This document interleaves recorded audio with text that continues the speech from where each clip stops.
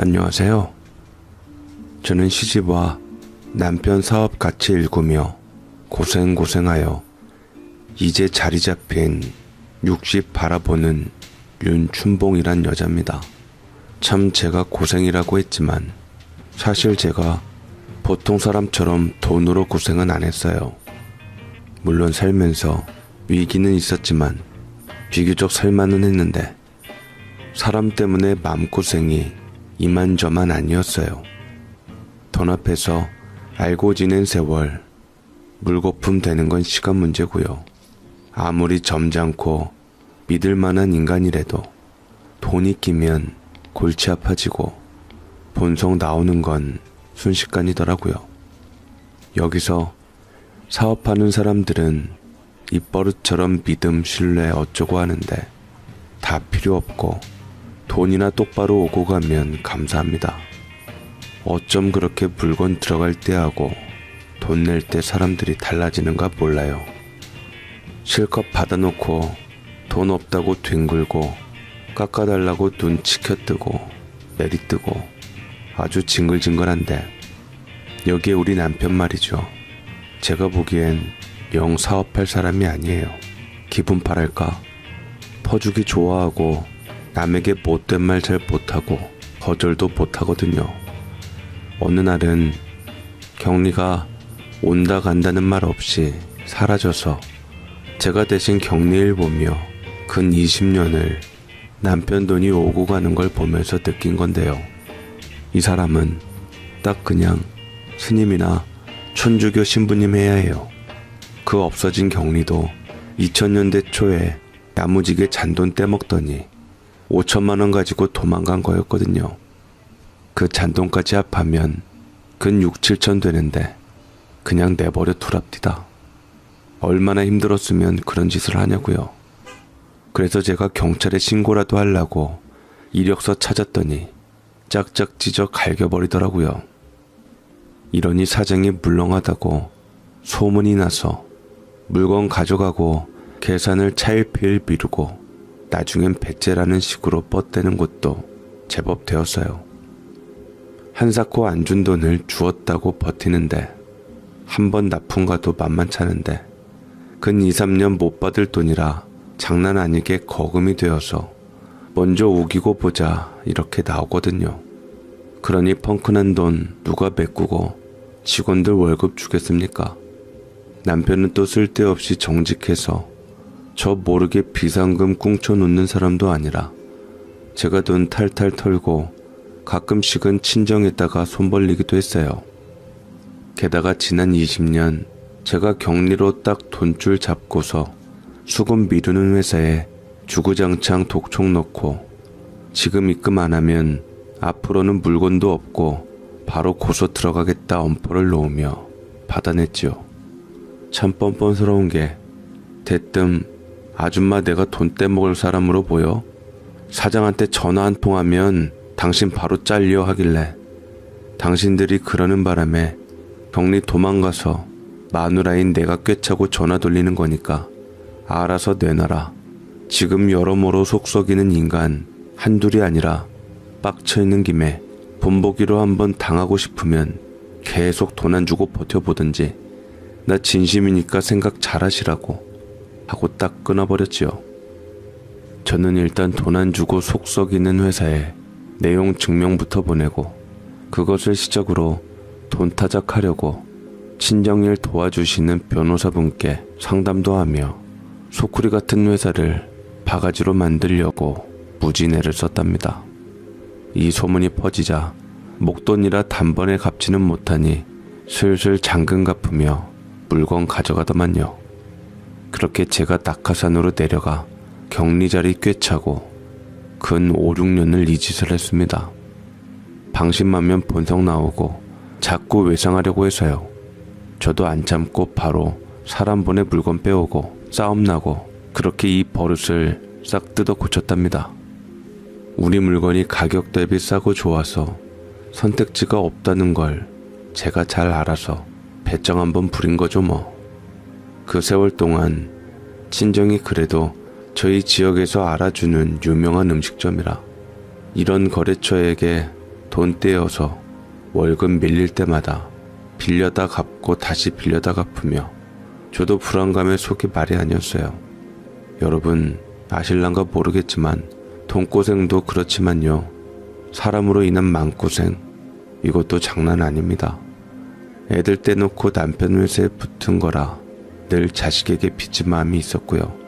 게다가 사사건건 시자 노릇 못해 안달난 시댁 식구들은 어떻고요.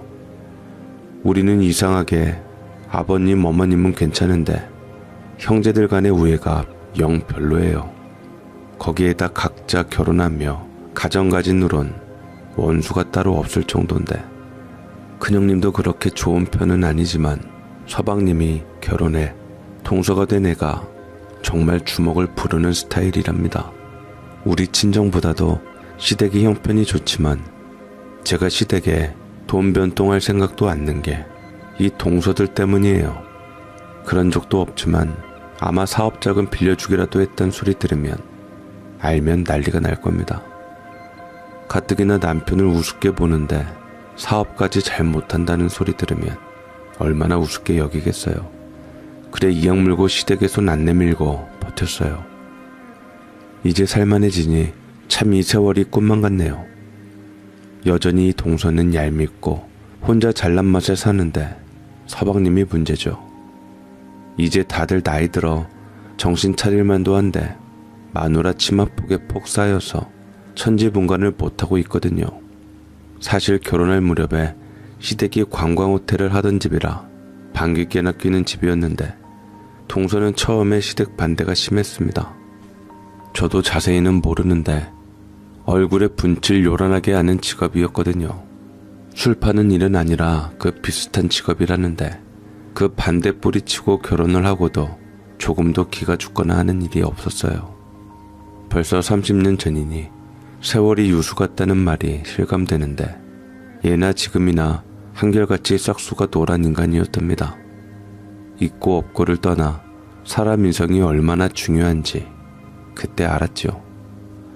형님, 큰형님 전화 받으셨어요? 이번 명절에 며느리들이 같이 음식장만 하자고 하시던데 저 시집 오기 전에도 하셨어요? 아니면 저 들어와서 시작한 건가요? 그이가 예전에 이런 일 없었는데 이상하다고 해서요. 괜히 안 하던지 저 부려먹으려고 그러시나? 무슨 소리야? 서방님이 뭘 한다고 그러시지? 당연히 형님하고 나하고 음식점만 같이 했지. 그럼 우리 남편이 거짓말한다는 거예요? 자기는 금시초문이라고 하니 이러는 거 아니에요. 아니 시댁에 가서 보니 일하는 아줌마가 한둘도 아니더만 며느리인 우리가 일하는 것 자체가 말이 안 되잖아요. 그럼 뭐하러 사람 써요? 서방님이 뭘 알겠냐고. 그러니까 형님하고 내가 아주머니들 건사하고 장보고 일하는 것을 형수인 우리가 미주알 고주알 미혼인 도련님한테 보고하겠어? 매번 아버님이 우리한테 수고했단 인사를 왜 하는지 듣고도 모르시나 보지. 가뜩이나 큰 살림 명절만이라도 아줌마들은 아줌마대로 하는 일이 있고 우리는 며느리로 음식 장도 보고 뭐뭐 해라 지시해야 하는 거야. 사실 대단한 일 하는 것도 아니야. 안주인으로 우리가 한번 들여다보는 거지. 빼먹은 것도 챙기고 성의 표시하는 수준이야. 걱정할 거 없어. 장 봐서 같이 조금 다듬고 아줌마들 독려하는 수준이지. 어차피 전부치기 그런 건 따로 사람 불러서 하니까. 아버님이 기름 냄새 맡으면 머리 아프다고 하셔서 전날에 아주머니 불러서 마당에서 하거든. 아, 저도 다리 아프고 허리 아파서 장 같은 거 못 보는데요. 굳이 저까지 끼어야 해요? 일단 큰형님이 저한테 아무 소리 말고 참석하라고 너무 강압적으로 몰아붙이시니까 기분이 너무 안 좋네요. 원래 싫은 일 더 하기 싫고. 형님이? 그럴 뿐 아닌데. 동서가 뭔가 착각한 거겠지. 형님이 얼마나 좋은 분인데. 절대 안 그래. 아무튼 내일 모레 나와. 싫어도 며느리 도리는 해야지. 시집 왔으면. 다 그렇게 살아. 아, 기대하고 전화한 내가 돌았지. 형님도 결국 시댁 사람인데 제가 괜히 입 털었나 싶네요. 이렇게 사정을 말해도 안 통할 줄은 몰랐네. 같은 며느리 입장에서 막내 배려하는 맛도 없고 형님도 저 반대 무릅쓰고 밀고 들어와서 굉장히 고가운가 봐요. 왜? 남자 하나 잘 물어서 팔 잡힌 년 몸으로 때워야지 맨입으로 호강만 하는 것 같으니 배알 뒤틀려서 못 봐주시겠어요? 근데요, 저도 마음이 편치가 않아서 그런가 비실비실해요. 맛있는 거 먹고도 금방 체하고 좋은 옷 입어도 어지러워서 어딜 나다니질 못한다니까요. 왜 그러겠어요? 나하고 안 헤어질 것 같으니 얼른 죽어라 누가 저주하는가 보지. 저처럼 맘고생 안 해본 든든한 친정 가진 큰형님한테는 기대도 안 했고 그나마 장사한다는 형님은 말이 통할까 싶어서 전화한 건데 똑같네요. 그렇지, 나하고 형님은 또 다를 테니까. 아무튼 그날 갈지 말지 컨디션 보고 생각 좀 해볼게요. 하여간 사람 상대하는 일 하다 보면 골 때리는 사람 정말 많거든요. 저는 이 동서가 정말 대하기 힘들었어요. 남이었으면 갯값 물어주는 셈 치고 한 대 치고 영영 안 볼 텐데 남편의 동생하고 결혼한 유세로 견뎌야 하잖아요.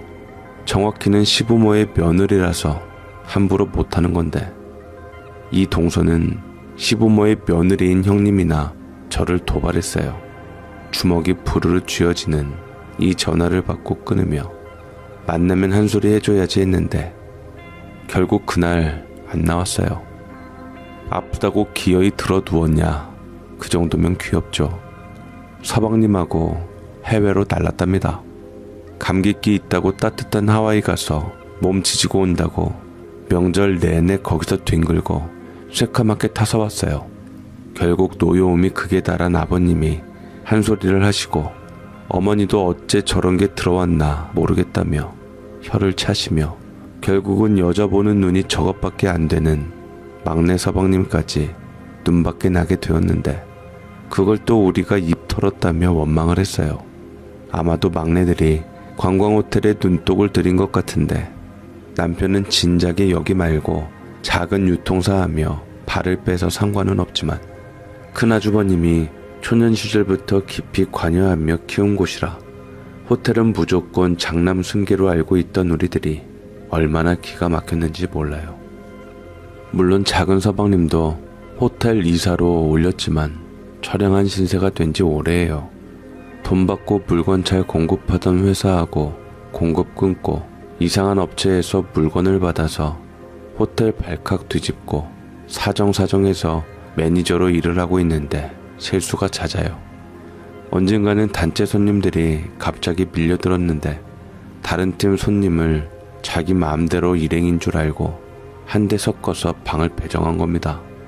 2인 1실인데 일단 집만 방에 가져다 놓고서 관광하고 와서는 밤 늦게 들어와서 모르는 사람이 자고 있는 거 보고 놀라서 난리가 난 거죠.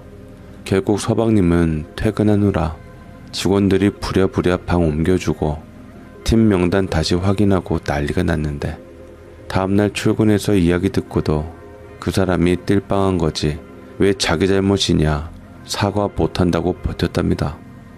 결국 다 마무리된 일에 감정이 긁힌 손님이 저 사람 누구냐 잘나라 마라 난동을 부리는데 가만히나 있지 거기다 대놓고 나 여기 사장 아들이다 자를 수 있으면 잘라봐라며 얄미운 입을 털어서 또 그거 수습하느라 애먹었죠.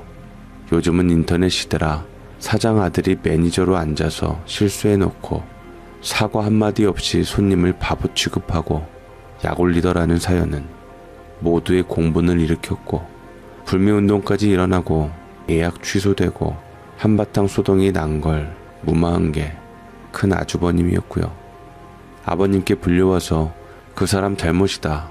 단체라 자기가 대표격한테 열쇠 다 주고 알아서 배정받게 했는데 그놈이 띨빵해서 엉뚱한 팀 따라가서 그 사달이 난 거라고요.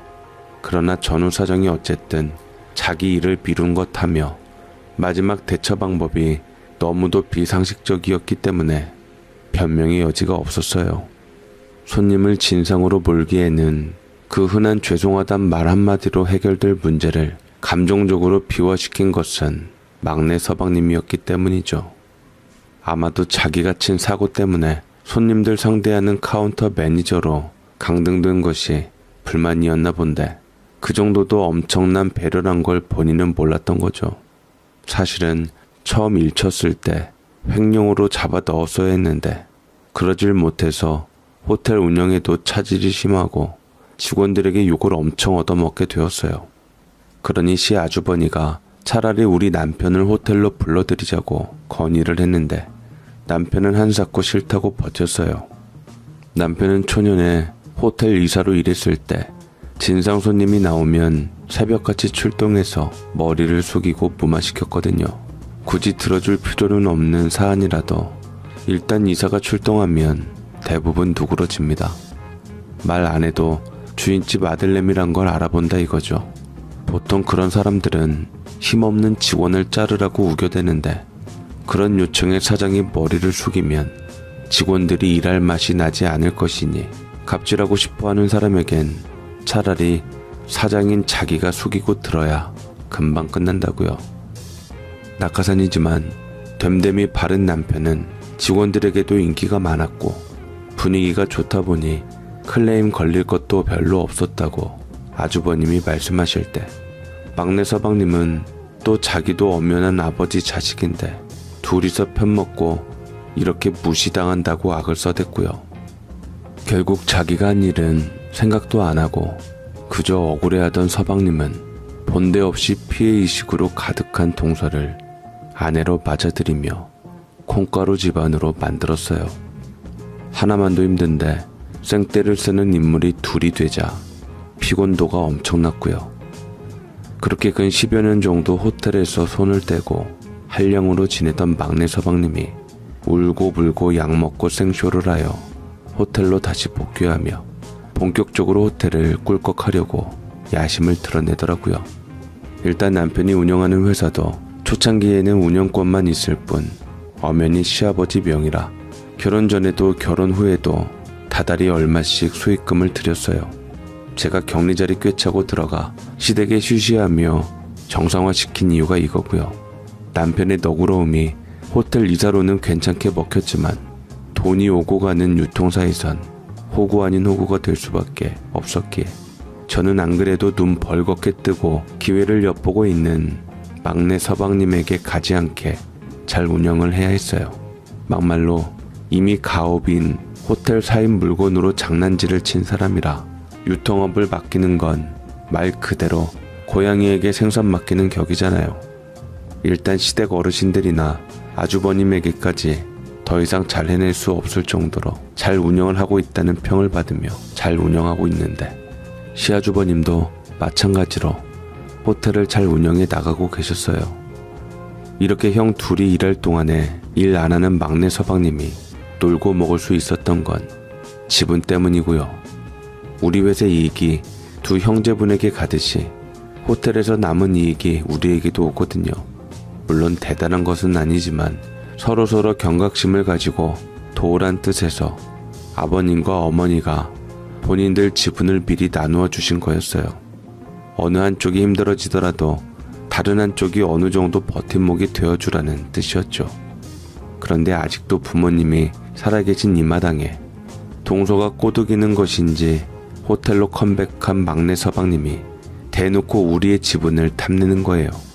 우리 부부에게 지금 회사는 보나마나 저희에게 물려주실 것이니 자기가 서운치 않게 자기가 얼마 줄 테니 호텔 지분을 자기에게 넘기랍니다. 자기도 지은 죄 통감하여 시 아주버니 뜻 받들어 잘 운영할 테니 욕심부리며 형제간의 우애 상하지 않게 하라면서요. 그러나 우리 지분을 포기한다 손 치더라도 그 지분을 시 아주버니 드리면 드렸지 막내 서방님께 드리고 싶진 않았거든요. 이미 어린 나이에 애초에 창업주 일가가 해서는 안 될 뒷돈 받고 거래처 바꾼 것부터 손님한테 나 누구라며 대든 것까지요. 게다가 경기 안 좋은 때라 호텔들 적자행진에 망해가는 와중에 눈치 없이 호텔 2호점 내자고 헛바람이 잔뜩 들어있는 터라 시고 떫은 그 말에 동의를 할 건덕지가 하나도 없었어요. 심지어 제2의 힐튼 어쩌고 하면서 한국도 아닌 외국에 내자고 하는데 말이 됩니까? 더구나 시아버지가 아무 말씀 안 하시는데 우리 일가에게 호텔 지분을 내놓으라 마라 하는 것부터 웃긴 일이었고요. 남편 회사에서 나오는 이익금 나누는 처지에 우리가 거저 얻어먹는 것처럼 말하는 뻔뻔한 제안에 감정이 퍽 상했어요. 안 그래도 호텔 운영에 다시낀 막내 서방님이 동선의 오빠와 남동생까지 취직시키며 말이 나와서 골치였는데 아예 먹으려고 작정을 한 거죠. 그렇게 대단한 규모도 아니고 한 지역에서나 유명한 호텔인데 기어이 막내 서방님이 시아주버니 상대로 호텔 운영권 두고 지분 가진 시댁 식구들에게 자기가 2호점 내서 판 좀 키워보겠다고 설치다가 무시당하고 체면이 구겨졌어요. 우리에게 호텔 지분 문제로 입턴 게 이 이유였다는 건데 제 생각에는 서방님 뒤에서 동서가 조정하고 있는 것이 틀림없었습니다.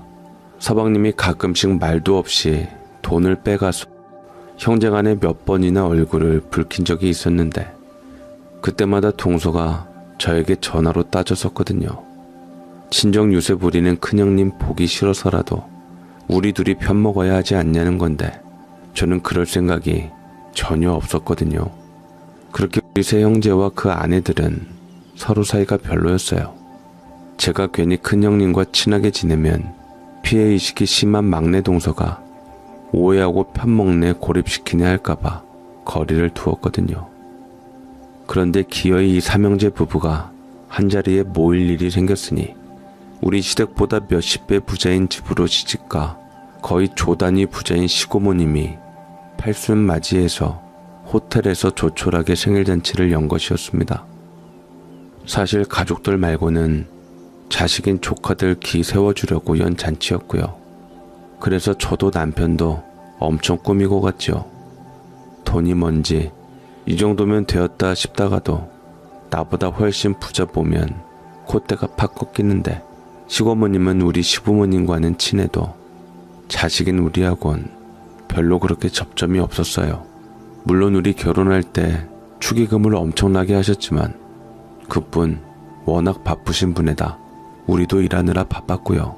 다만 호텔이나 우리 남편 회사에서 수익금 다달이 찍히는 것을 보시며 친정 조카들이 크게 부각은 되지 않아도 제법 탄탄하고 끈기 있는 녀석들이란 것은 아신다며 특히 큰형님과 저에게 내조 참 잘한다며 칭찬을 하셨어요. 그러면서 약간 못마땅한 투로 막내처가 그렇게 문턱에 닳도록 드나들며 죽는 소리 하는데 그게 내조가 아니라고 네 형님들 본 좀 받아라 면박을 주셨답니다. 아마 돈 많다고 하니 잘 보이려고 알랑방구 엄청 낀 모양인데 시고모님이 당장 오빠인 시아버지가 못마땅히 하는 조카 며느리에게 점수를 잘 줄 턱이 없잖아요. 시고모님도 들은 이야기가 많은지 말 속에 가시를 박아서 대놓고 지적을 하니 동서 얼굴이 울그락 푸르락 했고요. 그래 화풀이하고 싶었는가 만만한 저를 붙들고 늘어지더라고요. 생글거리면서 화 안 난 척 하던 막내 동서가 청담동 부자 시고모와 내 가방이 같은 브랜드인 걸 보더니만 대단한 꼬투리나 잡은 듯이 짝퉁이냐 빈정대는데 저야말로 당황을 했어요. 물론 시고모님이 든 가방이 제가 든 가방보다 사이즈가 조금 작았지만 같은 브랜드 제품이었는데 이 가방은 제가 산 게 아니라 시어머니께 받은 거거든요. 저야 짝퉁이건 뭐건 신경 안 쓰지만 저에게 선물한 시어머니가 계신 자리에서 말이 나오니 민망했어요. 어머 형님, 고모님 수준 맞추느라고 애쓰셨네. 얼마나 번다고 고모하고 같은 브랜드 가방을 들고 오셨대? 물론 큰형님이 들고 오셨으면 내가 그런갑다 하겠는데 작은 형님은 그런 거 모르잖아요. 관심도 없고. 안 그래도 형님 볼 때마다 노브랜드 옷만 입고 다녀서 딱하다고 생각했는데 그럴 필요도 없겠네. 격리자리 꿰차고 돈 엄청 빼돌리시나 어디서 그런 가방을. 근데요 나가도 너무 나가셨다. 명품 모르죠 형님? 있잖아요. 이런 거는 이용자가 제일 잘 알아요. 진짜인지 가짜인지. 그래? 나는 잘 몰라서. 이거 안 그래도 선물 받은 거야. 그래서 브랜드가 뭐건 진짜인지 가짜인지 그렇게 중요하다고는 생각 안 해. 나는 이뻐서 들고 온 거야. 그러니까 식사나 하자. 좋은 날 가방 타령하지 말고. 이렇게 제가 말을 잘랐더니만 제가 꼬투리 잡혀서 말 돌리는 줄 알고 2절 3절을 하는데 죽을 것 같더라고요. 바로 앞에는 그 대단한 거부 시 고모님이 가소롭게 저와 동서를 바라보고 계시는데 얼마나 우습고 한심해 보이겠어요. 우리에게야 거금이지만 시고모야 1000만원짜리 수표로 일평생 닦아도 남을 돈을 가진 분이라 자기가 양갱 넣고 다니며 여기저기에다 툭툭 던져대는 가방 가지고 조카 며느리 둘이 자기 생일상 앞에서 말싸움질이니 말이죠. 심지어 같은 테이블에 제 가방을 주신 시어머니가 눈을 동그랗게 뜨고 지켜보고 계시던 참이라 더욱 몸둘 바를 몰랐습니다. 안 그래도 호화찬란하게 꾸미고 나온 막내 동서에 비해 투피스 정장 차림이었던 저는 심정적으로 쫄리던 참이었거든요. 어머, 말 돌리시긴? 왜요? 쫄려요? 아니 이 자리가 어떤 자리라고 짝퉁을 들고 오세요. 고모님 생각하면 그러면 안 되지.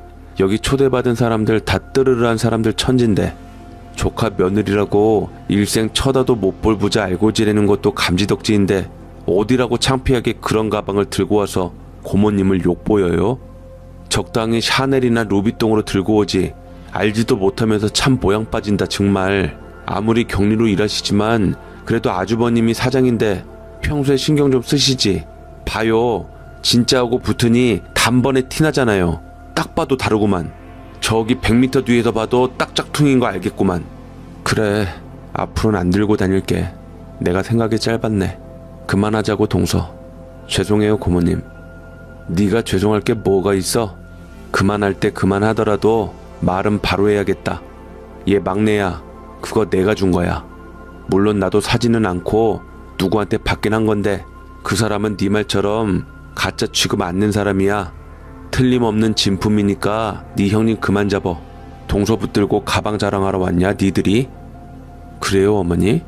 그렇다고 달라지는 건 없어요 어머니. 그분께 속으셨네요. 누군지 몰라도 저 가방 한국에 안 들어오는 브랜드거든요. 그런데 시고모님이 들고 다니시는 건 이해가 돼도 다른 누가 저런 걸 감히 선물을 한다고요? 어지간한 사람 연봉인데요. 아마 그냥 보시면 모르시겠지만 고모님 거 바로 가져다 대면 딱 알아보실 거예요. 어머니도 눈 어둡고 명품 몰라서 사기쳤나봐요. 그렇다고 기분 나빠하실 건 없어요. 이 브랜드는 아는 사람이나 알아서 짝퉁도 별로 안 드는 데다가 작아라도 고가에 거래되니까요. 아마 그분도 속아서 샀겠죠. 그럴 사람이 아니라니까 끝까지 저런 애가. 언니 막지 말아요. 뭐라 하는지 들어볼라니까. 네가 언제부터 명품 들고 다녔다고 감히 유세인가 몰라도 아는 척 그만해. 돈벌레 같은 거사. 네 결혼 그렇게 반대해도 결혼한 저것이 제일 등신이다만 너야말로 주제 똑바로 알고 입을 나불거리던가. 좋은 마음으로 초대했더니만 죽자고 싸우고 덤비고. 네가 그렇게 잘 살아? 어디서 시건방이야? 남편부터 일 하나 안 하고 놀고 먹는 주제에 부끄러운 줄을 모르고. 언니가 네가 하도 심보가 못돼 처먹어서 바른 대로 대질 못하고 있는데 그 가방 내가 준 거야. 둘째네 가져다 주라고 내가 줬어. 그래, 이런 게 너한테나 대단할지 몰라도 나한텐 별것도 아니라 남편 도와 팔 걷어붙이고 나선 이쁜 조카 며느리 던져줬다. 어쩔래? 내가 저기 윤이 반짝반짝한 애 보다가 너 보니까 아주 오장육부가 뒤틀리는구만. 어디서 가방 타령이야. 너 빼고 내가 누구한테 뭘 던져주건 그건 내 마음이니까 네가 상관할 바는 아니고 너나 좋은 거 들고 다녀. 내가 보기엔 오히려 네 가방이 묘한데? 네가 샀냐? 그 흔해 빠진 샤넬 진짜인지 가짜인지도 모르는 게 어디서 아는 척이야. 그러자 동서가 안절부절하며 급 공손해졌어요. 참 비루하고 비굴해 보였죠. 그러면서도 또 굳이 변명을 하는데 자기가 들고 다니는 것도 틀림없는 진품이라고 우겨대는 거예요. 막내 서방님께 선물 받았다고 면세점에서 사서 그 영수증도 자기가 가지고 있고 개런티 카드도 가지고 있다고 말이죠. 아득바득 우기니 팔순 되시는 시고모도 오기가 발동을 하셔가지고 애기처럼 어디 한번 보여줘봐 하셨고 동서가 자신있게 가방을 넘겨드렸어요. 시고모님은 심드렁한 표정으로 지퍼하고 가방 안을 열어 여기저기를 보시더니 아무 말 않고 피식 웃으며 못 만질 물건 만진 듯이 바닥에 집어 던지셨고요. 분위기상 가짜인 것이 분명했어요. 그러자 얼굴이 새빨개진 동서가 막내 서방님께 악을 질렀어요. 분명히 영수증까지 확인했고 면세점에서 1,500 주고 산 진품이라고 악을 바락바락 쓰니 막내 서방님은 얼굴이 허옇게 질리고 시고모가 영수증은 넣어주고 진짜는 딴 년한테 줬나 보지 뭐 하시자 바락바락 악을 쓰면서 진짜냐 사실대로 말해보라고 난리가 났죠. 우리 식구가 고모님께 죄송해서 눈치를 살살 보고 있는데 정작 고모님은 재미있는지 막내 서방님께 이실직고하라고 남자가 마누라한테 이런 장난질하는 이유는 딱 하나밖에 없는데 누가 들어와도 얘보단 낫겠지 하시는 거예요. 웃기게도 그 말에 힘을 얻은 것처럼 막내 서방님이 눈을 질끈 감더니 벌떡 일어나 만천하의 불륜을 고백하였답니다. 그래, 고모 말대로 나 그 가방 사서 우리 연희 줬다. 어쩔래? 너는 그놈의 돈돈돈 해가며 부모도 형제도 등지라고 하지만 내가 이 나이 먹고 보니 내가 한평생 인간 같지 않게 살았구나 알겠더라. 막말로 호텔 2호점 차리라고 할 때요. 저 사람이 투자금 가지고 도망가자 했거든요. 마침 실패해서 망정이지 어머니 아버지 거리로 나 앉을 뻔했어. 나도 그렇게 눌러앉아서 곰곰이 생각해보니 내 가족 피눈물 빨려고 했던 나쁜 자식이로구나 후회하면서 계획대로 안 돼서 다행이다 했다고요. 근데 저 여자는 생판 남이라 미안한 마음도 없는 거야. 맨날 아깝다. 그때 성공했으면 신나게 돈 쓰고 다닐 텐데 이러면서 허전하다고 쇼핑이나 하고 말이지. 그런데 연희는 달라. 내가 이런 이야기하면 그럼 안 돼요 하면서 절대 다시는 그런 짓 하지 말라고 하는데 나까지 깨끗해지는 느낌이야 아주. 그래 너는 엄마 약값 아버지 수술비 어쩌고 하면서 불쌍한 척 했지만 가짜고 부자라는 나 만나서도 여전히 국밥 먹으러 가자고 하는 연희가 진짜 나한테 필요한 여잔 거야. 돈의 소중함을 알고 소박하고. 그래서 돈 그 자체 자랑하는 너한테는 진짜 영수증에 가짜 주고 연희는 진짜 줬다. 어차피 너 모르잖아. 연희는 받고도 그게 진짜인지 가짜인지 관심 없이 그저 나에게 받은 것 자체로 좋아하더라. 이렇게 된 마당에 갈라서자. 나 너하고 못 살겠어. 환갑 넘어가도록 명품이나 밝히고 말이야. 얼굴 여기저기 손대서 진작에 정 떨어진 마당에 잘 됐어 아주. 뭐야? 야 인간아, 네가 나한테 어떻게 이럴 수가 있어? 나 행복하게 해준다며, 나 좋아하는 거 다 하게 해준다며 어떻게 나한테 이럴 수가 있냐고. 쇼핑하고 얼굴 성형해도 아무 소리 안 하더니 갑자기 이렇게 뒤통수를 쳐? 거기다 사람들 다 보는 앞에서 감히 이혼하자고 대놓고 통보를 해? 이 나쁜 놈. 그랬는데 그 말이 나만 행복하게 해주란 말이겠냐? 너도 나 행복하게 해줘야지. 맨날 부모 등쳐라 형제 배신하란 말 뿐인데 그렇게 해서 내가 좋았냐? 네가 좋았지? 너 이제 쭈그렁 밤탱이 안 이뻐. 돈또 골라서 너무 흉하고 숨이 턱 막히고 아주 진상이야. 왜 너 같은 것한테 정실줄 놓고 그랬나 모르겠어 나도. 그 말에 필받은 동서가 달려들어 막내 서방님을 후드려 까는 바람에 막내 서방님이 따귀가 작살났습니다. 그러나 진심인지 비명 하나 지르지 않고 눈 감고 일방적으로 막고 있는 서방님은 이 기회에 동서하고 이혼할 생각인지 가만히 맞고만 있었고요. 시고모님은 사람들이 말리려고 하자 손짓으로 내버려 두라고 하셨어요. 그동안 집안을 호시탐탐 노리던 문제와 둘이 해결해야 한다는 듯이 아무 반응 없이 식사를 하셨고 졸지에 개가 된 시아버지는 괘씸함에 어차피 맘에 안 들던 애 떨어져 나가게 된 것만도 다행이라며 이혼을 기정사실로 받아들였답니다. 적당히 얻어 터진 서방님은 터진 입술과 콧잔 등 눈두덩이를 사진으로 찍어가며 증거 만들어서 바로 변호사 찾아갔고요. 동서는 뒤끝 길게 마저 하소연하다가 시끄럽다는 시고모님 명령에 끌려 나갔습니다. 님이라는 글자에 점 하나 찍으면 남이라더니 동서 말이라면 꼼빡 죽던 서방님의 외도 소식이 우리에게도 충격이었지만 누가 들어와도 동서보다는 나을 거라 생각합니다. 눈치도 없는지 끌려나가며 시어머니를 찾고 시아버지를 찾던 동서는 저와 큰형님을 목 놓아 불렀는데 우리 둘 다 동서를 편들어줄 건덕지 하나가 없어서 그냥 가만히 앉아 있었답니다. 결국 동서는 이혼당하며 명품 대부분을 빼앗겼는데 몇 개는 우리 애들에게 주고 나머지를 중고시장에다 넘겨주고 근 3억 정도 받았으니 본데 없는 것이 우리 씨가 돈을 얼마나 헤쳐먹었는지 놀라울 뿐이었죠.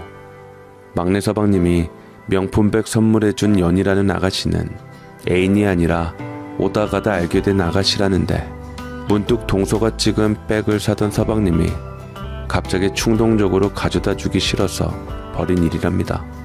어차피 안목이 없어서 영수증 하나에 믿을 여자라 영수증만 진짜 건네주고 30만원짜리 이미테이션 사서 던져준 거죠. 더욱 놀라운 것은 서방님은 이 아가씨하고 연인 관계는 아니랍니다. 인생 충고해주며 자기 이야기도 한 모양인데, 오히려 순수한 아이에게 감화가 되어서 많이 배웠다면서 자기 나이의 딸보다 어린 스승을 아내로 맞을 생각은 없이 눈비 막아주는 키다리 아저씨가 되어줄 거랍니다. 더 좋은 또래 남자 만나 행복해야 한다고요. 그때 처음으로 우리 막내 서방님이 명품으로 보였네요. 얼굴은 못 보았지만 연이라는 아가씨 역시 서방님이 선물한 가방에 맞는 명품일 것이고요. 당장 명절에 근 30년 보고 지낸 머리 하나 빠졌지만 속이 시원하고 아무 분란 없이 잠잠하여 저는 만족합니다. 과거에 어찌되었건 형제를 온 마음으로 품고 돌아온 탕자를 너그럽게 용서하신 부모님도 그렇고, 더욱 끈끈해진 저희 가족들이 명품이 되어가나 봅니다. 그래서 제 바라는 것 하나는 아이들도 우리의 일을 반면교사 삼아 사람 잘 들이고 가업 잘 이끌어가는 것 뿐이네요. 그렇게 될 수 있겠죠? 들어주셔서 감사합니다.